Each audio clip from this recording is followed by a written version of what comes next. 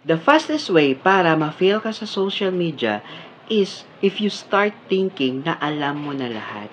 Kasi the second na sabihin mo sa sarili mo na hindi ka na mag-learn is hindi ka na talaga mag-grow. Kasi yung algorithm at saka yung attention span changes at yung trends talaga nag-i-evolve ito weekly. So, kung ano yung patok last month, okay, ngayon, hindi na. Kung ano nagwo-work last month, ngayon, hindi na rin. Pero kapag yung creator sinasabi sa sarili niya na willing talaga siya mag-learn, I'm sure they stay ahead.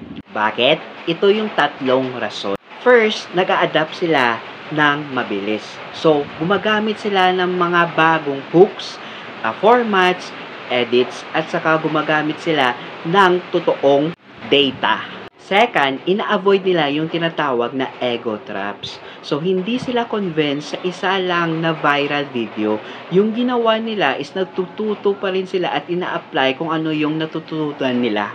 Third, they build repeatable result. So, yung ginagawa nila is tinatrack nila kung ano talaga nagwo-work ngayon, especially for long term. So, huwag ka maghabol ng perfect na video, perfect na content. So, dapat, ang gawin mo is maghabol ka talaga ng tinatawag na progress. So, stay as a student.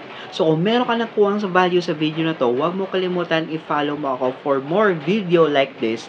At saka, kung gusto mo mag-grow sa social media, just comment below grow.